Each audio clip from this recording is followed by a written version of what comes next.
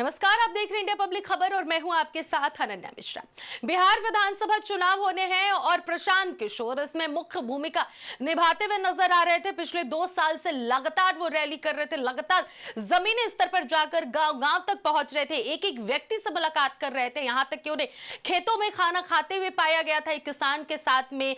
वो ये दिखाना चाहते थे कि मैं जमीनी स्तर का व्यक्ति हूं, मैं नीचे भी बैठ सकता हूं, ऊपर भी बैठ सकता हूं, मैं हर एक एंगल में अपने आप को ढाल सकता हूं।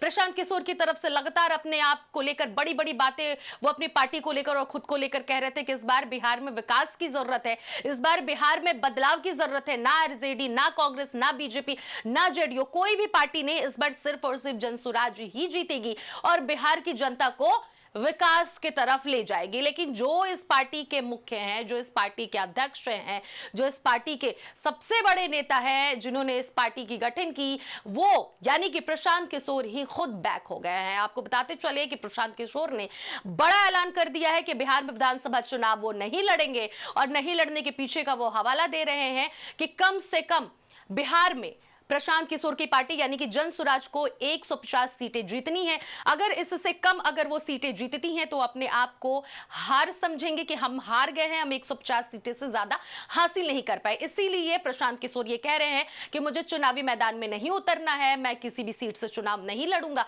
मैं अपनी पार्टी के संगठन को मजबूत करूंगा, मैं बैक साइड से उन्हें पुश करूंगा कि कैसे आगे बढ़ना है, किस तरह से ज्यादा बिहार के विधानसभा चुनाव में सीट हासिल करना है।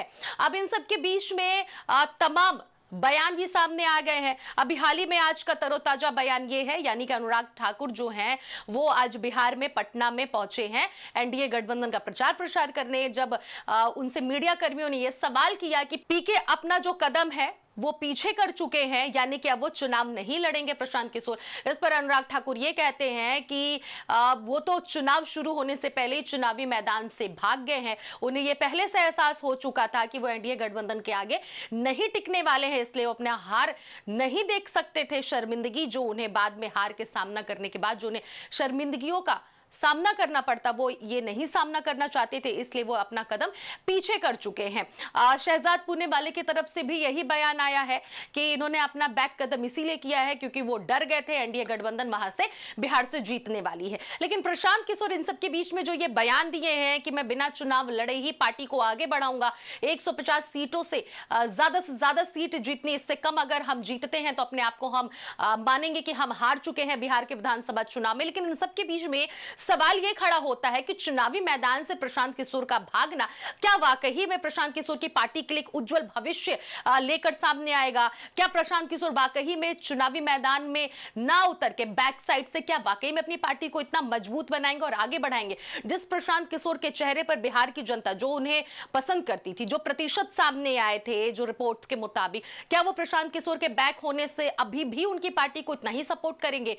क्या वाकई में 6 और 11 तारीख को प्रशांत किशोर की पार्टी जो है प्रशांत किशोर के चुनावी मैदान में ना उतरने से ज्यादा इन 2 दिनों वोट पड़ेंगे? अभी बिहार की जनता ही फैसला करेगी कि इस बार बिहार में प्रशांत किशोर जिस तरह से चुनावी मैदान में नहीं उतर रहे हैं और अचानक से इस बात की घोषणा कर रहे हैं, क्योंकि शुरुआत से पिछले लगभग 2 सालों से लगातार वो प्रचार प्रसार कर रहे हैं सिर्फ और सिर्फ इसी विधानसभा चुनाव को लेकर, और अचानक से उनका पीछा होना एक बहुत बड़ा सवाल सियासी गलियारों में छोड़ रहा है। आपको यह खबर कैसी लगी जरूर बताइएगा। वीडियो पसंद आया हो तो लाइक करिएगा, शेयर करिएगा, सब्सक्राइब करिएगा। मैं थी आपके साथ अनन्या मिश्रा, आप देख रहे थे इंडिया पब्लिक खबर।